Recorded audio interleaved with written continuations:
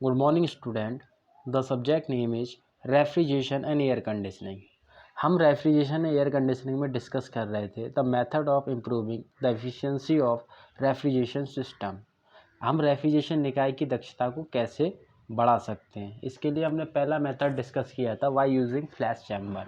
हम flash chamber का प्रयोग करते थे किसके बीच में, वाष्पित्र के और प्रसारण वाल्व के बीच में। हम क्या कर दिया था, हमने एक फ्लैश चैम्बर लगा दिया था, जिससे क्या हुआ, हमारा जो दक्षता है, हमारा कोफिशिएंट परफॉर्मेंस जिसे निष्पादन गुणांक कहते हैं, वो बढ़ गया था। ठीक है, आज हम दूसरा तरीका यूज करते हैं पूर्व शीतलक या एक्यूमुलेटर के प्रयोग के द्वारा।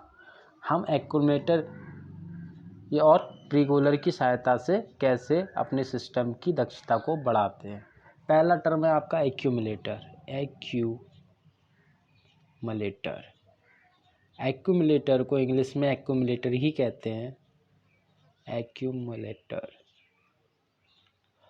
एक्यूमुलेटर का दूसरा नाम है आपका प्रीकूलर।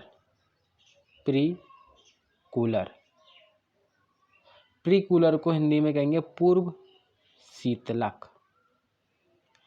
ठीक है, तो प्रीकूलर और एक्यूमुलेटर अलग अलग चीज़ नहीं है, एक ही के दो नाम है। हम एक्यूमुलेटर को ही प्रीकूलर कहते हैं, आप एक्यूमुलेटर कह रहे हो या प्रीकूलर कह रहे हो, ठीक है, बात एक ही है। ठीक है, अब देखते हैं प्रीकूलर की आवश्यकता हमें क्यों पड़ी। ठीक है, प्रीकूलर की आवश्यकता हमें इसलिए पड़ी, जो हमारा वाष्पित्र है, ये हमारा वाष्पित्र है। वाष्पित्र को इंग्लिश में कहते हैं इवेपोरेटर।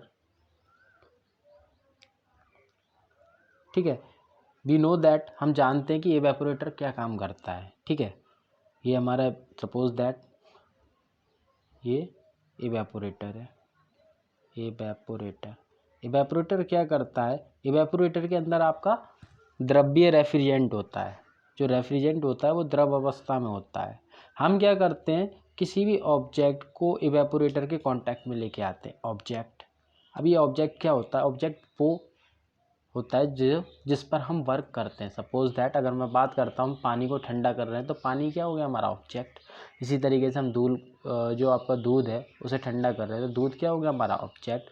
या फिर हम किसी भी फूड प्रोडक्ट को, किसी भी और प्रोडक्ट को ठंडा कर रहे हैं, तो वो हमारा ऑब्जेक्ट कहलाता है। आप लोग मालूम है कि कोई भी ऑब्जेक्ट है वो एटमॉस्फेरिक टेम्परेचर पे होता है, वायुमंडलीय तापमान पे होता है। तो अगर मैं बात करता हूँ इवेपोरेटर के अंदर आपकी तरल रेफ्रिजरेंट होता है, जिसे हम द्रव्य रेफ्रिजरेंट कहते हैं। अब तरल रेफ्रिजरेंट होता है, सपोज दैट हमने अमोनिया यूज कर रहे हैं। अमोनिया हमारा क्या है, तरल रेफ्रिजरेंट। अब इसका टेम्परेचर -33 डिग्री सेंटीग्रेड के समथिंग में होगा, और ऑब्जेक्ट है, ऑब्जेक्ट का टेम्परेचर एटमॉस्फेरिक के टेम्परेचर के कांटेक्ट में होगा। सपोज दैट अगर मैं बात करता हूँ, अगर समर की बात करता हूँ, ठीक, गर्मियों की बात करता हूँ, ये टेम्परेचर 30 से 35 डिग्री सेंटीग्रेड नॉर्मल चला जाता है, और ज़्यादा गर्मी हो तो ये 45 डिग्री सेंटीग्रेड तक रीच कर सकता है। अब देखो, जो तरल द्रव्य रेफ्रिजरेंट है उसका तो टेम्परेचर -33 डिग्री सेंटीग्रेड है, लेकिन इसका टेम्परेचर 45 डिग्री सेंटीग्रेड है। तो क्या होगा, अब देखो मैंने बताया, जब दो निकायों के बीच ताप का अंतर होता है, तब तापांतरण के कारण ऊर्जा का जो प्रवाह होता है उसे ऊष्मा कहते हैं। तो ऊष्मा क्या होती है, तापांतर के कारण ऊर्जा का प्रवाह ऊष्मा कहलाता है। ठीक है, अब क्या होगा, हॉटर बॉडी हमने ऊष्मागतिकी का द्वितीय नियम में पढ़ा है, ऊष्मा सदैव उच्च ताप से निम्न ताप की ओर प्रवाहित होती है। अगर हमें निम्न ताप से उच्च ताप की ओर प्रवाहित करना है तो हमें एक्सटर्नल डिवाइस लगानी होगी। लेकिन यहाँ पर आप देख रहे हो ऑब्जेक्ट का ताप ज़्यादा है, एवेपोरेटर का टेम्परेचर कम है, तो हीट ट्रांसफ़र होगी आपकी ऑब्जेक्ट टू एवेपोरेटर। ठीक है, आपकी हीट ट्रांसफ़र होगी, ये आपका इवेपोरेटर है, ये ऑब्जेक्ट है, ऑब्जेक्ट टू इवेपोरेटर। अब इवेपोरेटर के अंदर द्रव्य रेफ्रिजरेंट भरा होता है। अब द्रव्य रेफ्रिजरेंट जैसे ही ऊष्मा को अवशोषित करता है, मैंने बताया ऊष्मा तब तक ट्रांसफर होती है जब तक दोनों ओर का टेम्परेचर सेम ना हो, तब ऊष्मा का प्रवाह कंटिन्यूस चलता रहेगा। अब इवेपोरेटर का टेम्परेचर, जो ठंडी बॉडी है वो क्या करेगी, अपने अंदर को ऊष्मा को ग्रहण करेगी, और जो गर्म बॉडी है अपने अंदर से ऊष्मा को निष्कासित करेगी, निकालेगी बाहर। तो इन दोनों के बीच में जब हीट ट्रांसफ़र होगा तो क्या होगा, जो आपका द्रव्य रेफ्रिजरेंट है वो वाष्प रेफ्रिजरेंट में परिवर्तित हो जाएगा। ठीक है, क्या हो रहा है, आपका जो द्रव्य रेफ्रिजरेंट है, द्रव्य रेफ्रिजरेंट मतलब तरल अवस्था में जो रेफ्रिजरेंट होता है उसे द्रव्य रेफ्रिजरेंट कहते हैं। जो द्रव्य रेफ्रिजरेंट है वो किस में परिवर्तित हो जाएगा, वाष्प रेफ्रिजरेंट में, वाष्प रेफ्रिजरेंट में। ठीक है, इतना तो हम समझ चुके हैं। अब समझते हैं एक्यूमुलेटर के बारे में। ठीक है, क्या होता है, ये जो हमारा प्रोसेस होता है, हमारे प्रोसेस के अंदर 4 डिवाइस होती है। इवेपोरेटर जिसे हम वाष्पित्र कहते हैं, संघनित्र, ठीक है, कंडेंसर, ठीक है, संपीड़क कंप्रेसर एंड प्रसारण वाल्व जिसे हम एक्सपेंशन डिवाइस कहते हैं। ठीक है, अब क्या देखा था जब हम, ये तो हमारी एक आइडियल साइकिल है, लेकिन प्रैक्टिकल और आइडियल में डिफरेंस होता है ना। तो क्या होता है, जो आपके अंदर वाष्पित्र के अंदर जो आपका द्रव्य रेफ्रिजरेंट है, जो वाष्पित्र के अंदर द्रव्य रेफ्रिजरेंट है, ये पूरी तरीके से द्रव्य जो रेफ्रिजरेंट है ये पूरी तरीके से वाष्प रेफ्रिजरेंट में परिवर्तित नहीं हो पाता। ठीक है, फिर से रिपीट कर रहा हूँ, बहुत ज़्यादा इम्पॉर्टेंट कॉन्सेप्ट है ये। जो आपका द्रव्य रेफ्रिजरेंट होगा, हमने देखा जो आपका द्रव्य रेफ्रिजरेंट है, द्रव्य रेफ्रिजरेंट इवेपोरेटर के अंदर द्रव्य रेफ्रिजरेंट, ये पूरी तरीके से वाष्प रेफ्रिजरेंट में परिवर्तित नहीं हो पाता, वाष्प रेफ्रिजरेंट में परिवर्तित नहीं हो पाता। ठीक है, कुछ ना कुछ हिस्सा रह जाता है। सपोज दैट आपके पास 100 लीटर द्रव्य रेफ्रिजरेंट है। अब जो आपका 100 लीटर द्रव्य रेफ्रिजरेंट पूरा का पूरा आपका वाष्प रेफ्रिजरेंट में परिवर्तित नहीं हो पाया, उसमें से क्या आपका 100 लीटर था, आपका 90 लीटर तो वाष्प रेफ्रिजरेंट में परिवर्तित हो गया, लेकिन 10% मतलब 10 लीटर अभी भी बचा है। ठीक है, इसका मतलब क्या हुआ, जो आपका पूरा का पूरा द्रव्य रेफ्रिजरेंट है वाष्प रेफ्रिजरेंट में परिवर्तित नहीं हो रहा। हम आइडियल कंडीशन मान के चल रहे हैं कि हमारा जो रेफ्रिजरेंट है वो द्रव्य रेफ्रिजरेंट से वाष्प रेफ्रिजरेंट में पूरा का पूरा संपूर्ण परिवर्तन हो रहा है, लेकिन एक्चुअल की अगर मैं बात कर रहा हूँ तो एक्चुअल में ऐसा नहीं हो रहा कि टोटल आपका जो द्रव्य रेफ्रिजरेंट है वो वाष्प रेफ्रिजरेंट में परिवर्तित हो जाए। यहाँ पर कॉन्सेप्ट स्टार्ट होता है एक्यूमुलेटर का। अब समझो, पहले हम प्रॉब्लम समझते हैं।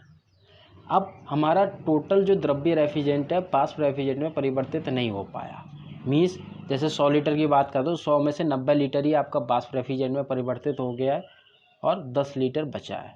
ये एक हाइपोथेटिकल डेटा है, ठीक है, एक्सटेम्पोरल डेटा है, ठीक है, ये प्रैक्टिकली नहीं है।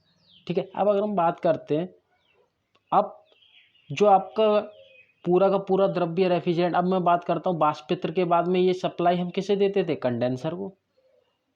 वाष्पित्र के बाद ये सप्लाई, अगर मैं बात करता हूँ वेपर कंप्रेशन साइकिल की बात कर रहा हूँ, वेपर कंप्रेशन साइकिल की, तो यहाँ पे आपका कंडेंसर लगा होता है, कंडेंसर, ठीक है, एक्सपेंशन डिवाइस जिसे प्रसारण वाल्व कहते हैं, यहाँ पर आपका इवेपोरेटर होता है, इवेपोरेटर, और यहाँ पर लगा होता है कंप्रेसर। अब फिनोमिना क्या चल रहा है, इवेपोरेटर ने क्या करा, जब पूरा का पूरा द्रव्य रेफ्रिजरेंट वाष्प रेफ्रिजरेंट परिवर्तित नहीं हो पाया, अब इसके बाद में क्या होगा, ये जाएगा कंप्रेसर के अंदर। ठीक है, अब ये जाएगा कंप्रेसर के अंदर, हमें मालूम है, ठीक है, कंप्रेसर आपका लिक्विड रेफ्रिजरेंट है उसे भी कंप्रेस कर देगा, और आपका जो वेपर फॉर्म में जैसे वाष्प अवस्था में उसे भी कंप्रेस करेगा। लेकिन सबसे ज़्यादा हमारी प्रॉब्लम तब आती है जब हमें लिक्विड प्लस वेपर का मिक्सचर पंप करना हो। ठीक है, तो हमने कोई भी ऐसा कंप्रेसर अब तक नहीं बनाया है, कोई भी ऐसा आपका पंप नहीं बना है जो लिक्विड प्लस वेपर के मिक्सचर को पंप कर सके, या फिर कंप्रेसर की बात करता हूँ तो लिक्विड प्लस वेपर के मिक्सचर को कंप्रेस कर सके। ठीक है, इससे क्या होगा, अब यहाँ पर आपका 90%, मैंने इस डेटा के हिसाब से 90% आपका क्या है, वेपर, 90% वेपर है, और 10% आपका क्या है, आपका लिक्विड। मीन्स जो कंप्रेसर के अंदर जा रहा है वो लिक्विड प्लस वेपर का मिक्सचर है, जो इस संपीड़क के अंदर जा रहा है वो लिक्विड प्लस वेपर का मिक्सचर है। तो इससे क्या होता है, जो आपका वर्क है, जो आपका कंप्रेसर है, उसे एडिशनल काम करना पड़ेगा। पहली बात तो वो वेपर को तो कंप्रेस कर ही रहा है, साथ में उसे लिक्विड को भी कंप्रेस करना पड़ेगा। ठीक है, तो डबल लॉस हुआ यहाँ पर आपको डबल लॉस हो रहा है। कैसे, देखो, सबसे पहला लॉस हो रहा है आपका इवेपोरेटर सेक्शन में। अगर मैं बात करता हूँ, फिर से ड्रॉ करता हूँ डायग्राम को, पहला लॉस हो रहा है आपको इवेपोरेटर सेक्शन में, जैसे आपका यहाँ पे कंडेंसर है, ये कंडेंसर, ठीक है, एक्सपेंशन डिवाइस, इवेपोरेटर एंड यहाँ पे कंप्रेशर, और ये इससे कनेक्ट है और ये प्रोसेस तरीके से चलता है। ये आपका इवेपोरेटर है। अब सबसे पहला लॉस आपका इवेपोरेटर में आया। इवेपोरेटर में लॉस क्या हुआ आपको चाहिए कि जितना द्रव्य रेफ्रिजरेंट है वो वाष्प रेफ्रिजरेंट में परिवर्तित हो जाए। क्यों? क्योंकि जितना लिक्विड आपका द्रव्य रेफ्रिजरेंट में वाष्प रेफ्रिजरेंट में परिवर्तित होगा उतना ज़्यादा ही तो हीट ट्रांसफ़र होगा, है ना। क्योंकि जो आपका द्रव्य रेफ्रिजरेंट है वो अपने अंदर ऊष्मा को अवशोषित कर लेता है, ठीक है, द्रव्य रेफ्रिजरेंट ही अपने अंदर ऊष्मा को अवशोषित करके वाष्प में परिवर्तित हो रहा है। लेकिन आपका जो इवेपोरेटर है टोटली उसमें जो आपका द्रव्य रेफ्रिजरेंट है वाष्प रेफ्रिजरेंट में परिवर्तित नहीं हो पा रहा है।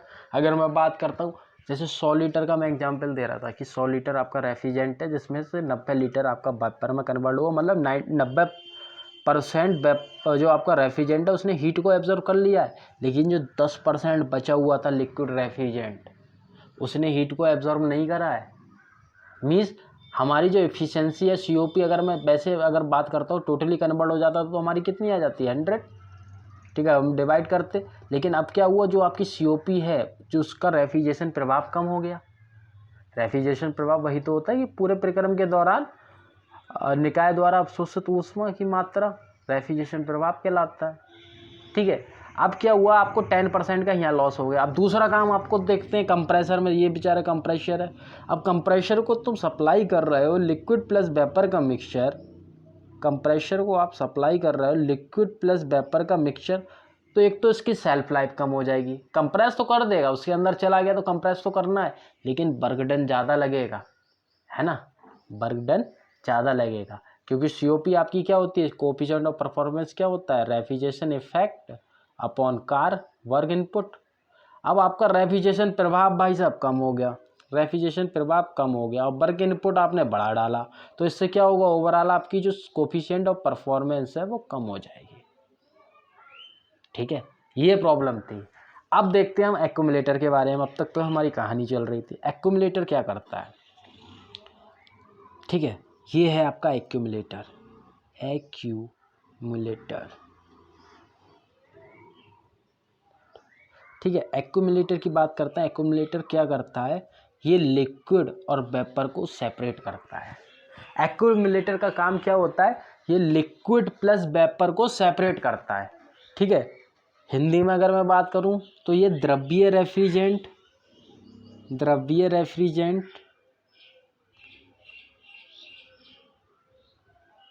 और वाष्प रेफ्रिजरेंट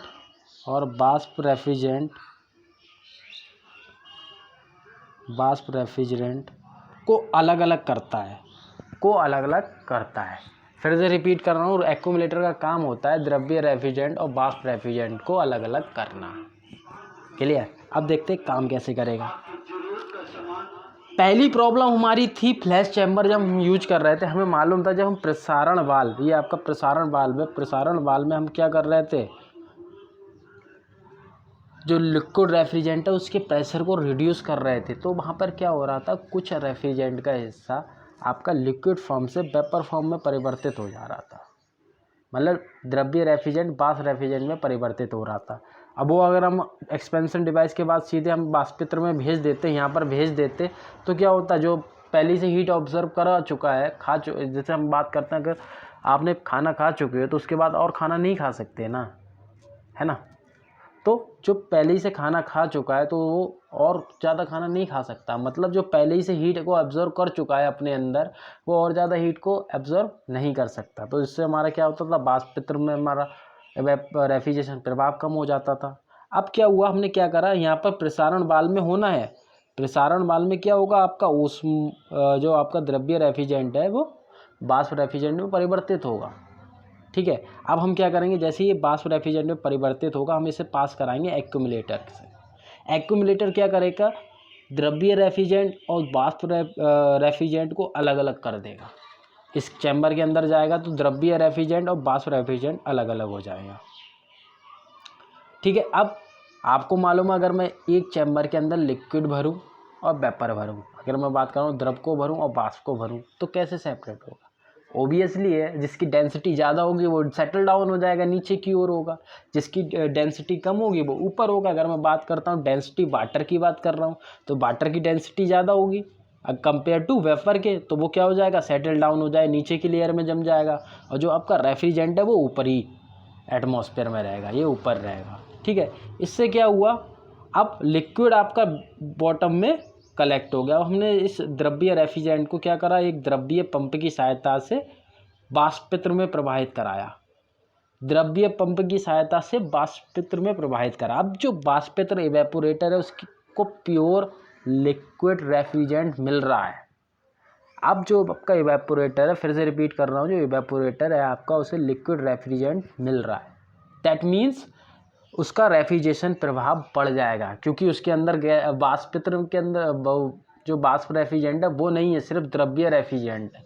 तो इससे क्या होगा? जो आपका इवेपोरेटर है उसकी दक्षता बढ़ जाएगी। दूसरा फ़ायदा देखो, अब दूसरा प्रॉब्लम हमारा ये था कि ये वाष्पत्र जो लगा हुआ है, ये कोने से ये वाष्पत्र लगा हुआ था। दूसरी प्रॉब्लम हमारी यहाँ फेस हो कि ये वाष्पत्र पूरा का पूरा लिक्विड रेफ्रिजरेंट को वेपर रेफ्रिजरेंट में परिवर्तित नहीं कर पाता। फिर से रिपीट कर रहा हूँ, ये जो पूरा का पूरा लिक्विड रेफ्रिजरेंट है, जिसे द्रव्य रेफ्रिजरेंट बोल रहे हैं, वो वाष्प रेफ्रिजरेंट वेपर रेफ्रिजरेंट में कन्वर्ट नहीं हो पाता, कुछ ना कुछ हिस्सा रह जाता है द्रव्य रेफ्रिजरेंट का। अब इसमें भी सहायता करेगा हमारा एक्यूमुलेटर। हमने क्या करा? जो वाष्पत्र से निकला रेफ्रिजरेंट, वाष्पत्र से रेफ्रिजरेंट निकला, हमने इसे सप्लाई करा दिया एक्यूमुलेटर को। हमने क्या करा? इसे सप्लाई करा दिया एक्यूमुलेटर को। एक्यूमुलेटर फिर क्या करेगा? इस चैम्बर के अंदर आपका वेपर रेफ्रिजरेंट भर गया और जो लिक्विड रेफ्रिजरेंट होगा वो भी फिल हो जाएगा। अब देखो लिक्विड रेफ्रिजरेंट, फिर से वही फिनोमेना, लिक्विड रेफ्रिजरेंट क्या होगा? सेटल डाउन हो जाएगा भाई साहब, उसकी डेंसिटी ज़्यादा है, वेपर रेफ्रिजरेंट की डेंसिटी कम है, तो वो बॉटम पे रहेगा, ऊपर के हिस्से पे रहेगा। अब लिक्विड रेफ्रिजरेंट फिर से पंप होगा, लिक्विड और वेपर को सेपरेट कर दिया। अब देखो ऊपर जो बचा है, तो वो क्या बचा है? आपका वेपर रेफ्रिजरेंट। ठीक है, अब वेपर रेफ्रिजरेंट को हम सप्लाई करेंगे कंप्रेसर में। अब कंप्रेसर क्या करेगा? इसे कंप्रेस कर देगा, उसके बाद संघनित्र में जाके ये ठंडा हो जाएगा। उसके बाद प्रसारण वाल्व में इसके प्रेशर को रिड्यूस करेंगे। तो इसी तरीके से आपकी प्रोसेसिंग चलती रहती है। अब देखो संपीडक भी बच गया हमारा। संपीडक का काम, अब संपीडक जो है आपका कंप्रेसर है, वो सिर्फ वेपर रेफ्रिजरेंट को कंप्रेस कर रहा है, ना कि लिक्विड को। अब उसका जो वर्क इनपुट है वो कम हो गया, क्योंकि अब उसे सिर्फ वेपर रेफ्रिजरेंट चाहिए कंप्रेस करने के लिए। और हमारे पास ऐसे तो पंप बहुत सारे बने हैं जो वेपर रेफ्रिजरेंट को कंप्रेस करें। ठीक है, प्रॉब्लम ये नहीं है कि लिक्विड रेफ्रिजरेंट में प्रॉब्लम है ना वेपर में। प्रॉब्लम हमें तब है जब लिक्विड प्लस वेपर का रेफ्रिजरेंट है उसे कंप्रेस करना पड़े। लिक्विड को भी हम इजीली कंप्रेस कर सकते हैं और वेपर को भी हम इजीली कंप्रेस कर सकते हैं। प्रॉब्लम हम बस वहीं फेस करते हैं जब हमारे पास लिक्विड प्लस वेपर का मिक्सचर हो। ऐसा कोई पंप बना ही नहीं है जो लिक्विड प्लस वेपर के मिक्सचर को कंप्रेस कर सके या पंप कर सके। ठीक है, अब एक्यूमुलेटर ने हमारे दो काम कर दिए, इधर हमारा फ्लैश चैम्बर का भी काम कर दिया और दूसरा हमारा जो संपीडक है, संपीडक को भी इसने बचा दिया। ठीक है, इससे क्या हुआ? ओवरऑल एफिशिएंसी बढ़ जाएगी। कैसे? हम बनाते हैं पीएच डायग्राम, प्रेशर एंथैल्पी के बीच में डायग्राम। प्रेशर, ये हमारा प्रेशर लाइन हो गई, ये एंथैल्पी के डायग्राम हो गया। अब देखो हमें मालूम है प्रेशर एंथैल्पी डायग्राम में क्या होता है? ये डोम इधर की ओर झुका होता है। अब हम बनाते हैं पीएच डायग्राम। ठीक है, अब देखो ध्यान से, अगर मैं बात कर रहा हूँ पहले, अगर मैं इस एक्यूमुलेटर का प्रयोग नहीं कर रहा था तो मुझे यहाँ तक रेफ्रिजरेंट मिल रहा था, क्योंकि टोटली कन्वर्ट नहीं हो पा रहा था ना वेपर में। टोटली कन्वर्ट हो जाता, ये 1 से 1 पे आ जाता, लेकिन टोटली कन्वर्ट नहीं हो पा रहा था। इसी तरीके से कंप्रेशर वर्क भी बढ़ जाता मेरा। ठीक है, इसकी से क्या इफेक्ट होता है? उसमें कंडेंसर में भी पावर ज़्यादा देनी पड़ी और एक्सपेंशन डिवाइस में। तो इस तरीके से बनता है। लेकिन अब हमने एक्यूमुलेटर का यूज कर दिया। अब जो कंप्रेशर के अंदर जाएगा वो टोटली आपका जाएगा वेपर रेफ्रिजरेंट। इससे क्या हुआ? देखो पहले का रेफ्रिजरेशन प्रभाव 4 से लेके 1 तक देखो।